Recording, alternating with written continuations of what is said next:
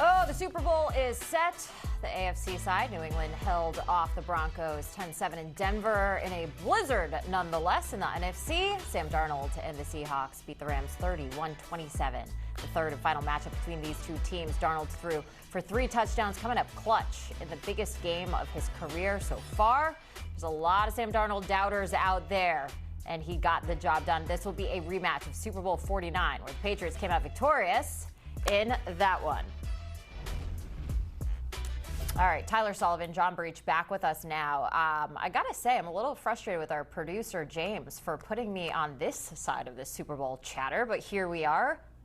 James, we'll talk later about that. So we are going to be talking all about the Seahawks here, this team that is battle-tested. Tyler, let's start with you. What do you like about the Seahawks going into this matchup?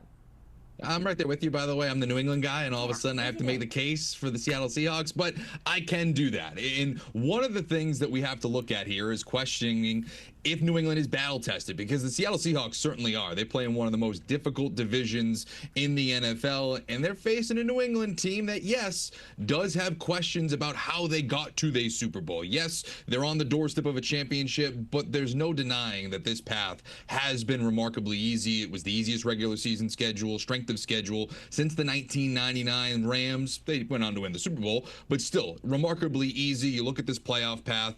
Yes, you beat Justin Herbert and C.J. Stroud. That sounds good in theory, but the Los Angeles Chargers did not have a healthy offensive line. Stroud threw 4 interceptions in that first half. And then in the AFC Championship, you don't get Bo Nix, you get Jarrett Stidham. So if you're looking at it from a Seattle standpoint, you say, hey, listen, this team, the New England Patriots, they haven't really proven it to this point. I know that sounds crazy. Again, we're talking about a Super Bowl matchup, but Seattle has been there and done that and won some really tough games against division rivals in the playoffs. I don't think that can be overstated. Teams that know them intimately well. And so you go into the divisional round, you take down the 49ers, you go into this NFC Championship, you go up against really toe-to-toe against Matthew Stafford, Sam Darnold did. This team is a little bit more battle-tested right now than New England.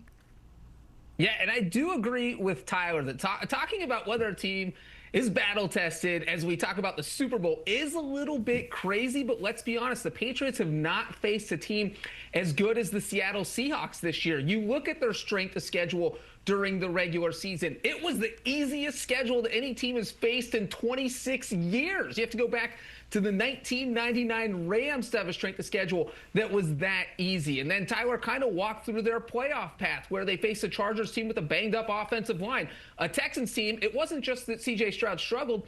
They didn't have to face Nico Collins. So the Texans didn't have their best offensive weapon on the field in that game. Then, of course, Bo Nix was out in the AFC title game. So it was just someone was out there with all the snow in New England. Someone was plowing the snow out of the way so that New England just get to the Super Bowl.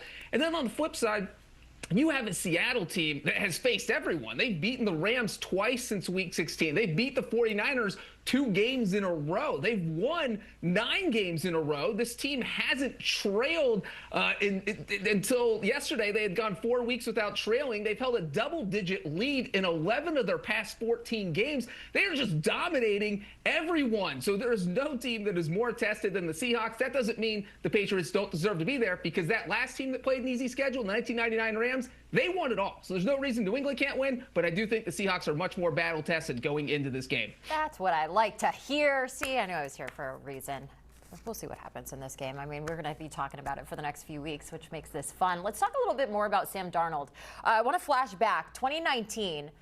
Remember the quote, and everyone's always talking about it, that he was seeing ghosts? Well, that was against the New England Patriots while he was playing for the New York Jets. So after last night's game, he addressed that remark. He said, I almost forgot about it, so thanks for bringing that up. There was a lot I didn't know back then. But Tyler, he's not seeing any ghosts now, right?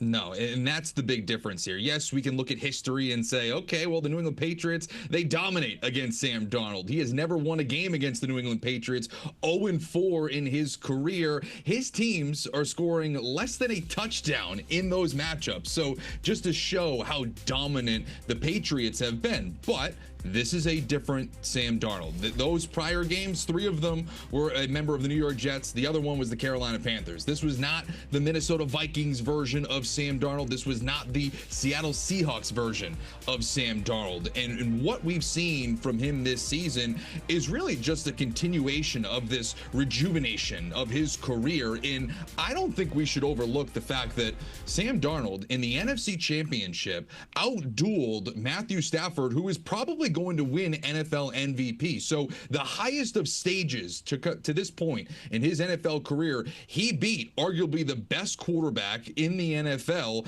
and he did it on clutch situations. You referenced this earlier. He was dynamite on 3rd down in that NFC Championship. 6 of 9 passing, over 100 yards, and a touchdown on the key down. That to me shows an elite quarterback. And I know that we have the fear in the back of our minds about Sam Darnold if he ends up seeing those ghosts at some point. Well, right now he hasn't, and it doesn't really seem like he's going to at this point. So he is playing lights out, and it's not that Sam Darnold from the New York Jets. Well, he might see ghosts if Patriots fans dress up as ghosts at the Super Bowl and give him a little bit scared there, Tyler. Did you think about that one?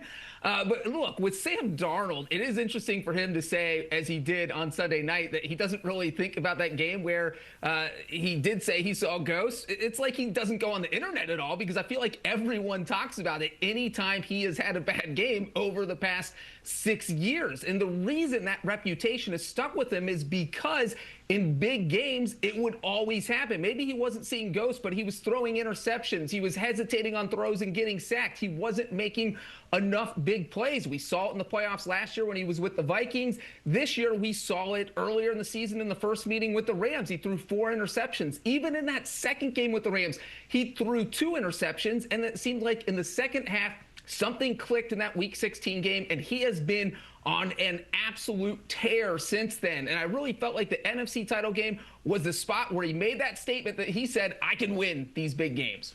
Yeah, he said, I can win these big games. He said, I'm just going to continue to grow and learn in this great game. You know, there's a lot of stuff I can get better from, even from today, and that performance that he had last night, which was impressive. And he's not doing it alone. I think that's what it always comes down to. I mean, obviously, this is all a team effort. The Patriots' 26 points allowed this postseason are the fewest by any team through 3 playoff games since the 2000 Ravens. So they got the talent over on that side.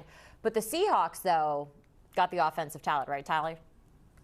Yeah, and I think that that's going to be one of the big storylines of this Super Bowl is Christian Gonzalez at corner, their stud, arguably their best defensive player, shadowing and going up against Jackson Smith-Njigba, arguably the best wide receiver in the NFL. That matchup could very well determine who comes out on top in this Super Bowl. And I think that if you have a shutdown corner like New England does, you always say, okay, well, we'll just shadow him on their number 1 guy, and we'll call it a day, and that should be a win for the defense.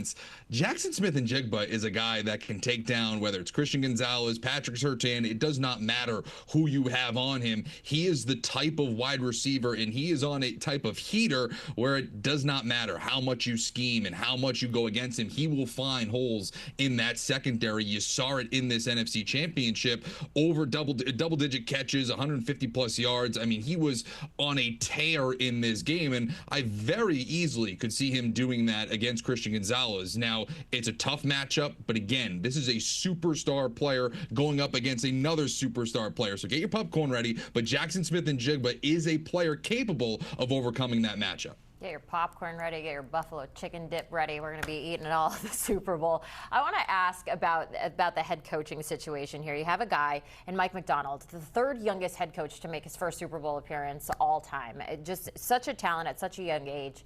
And John, on top of that, his defense has just dominated young quarterbacks. So what do you expect out of that defense going up against Drake May?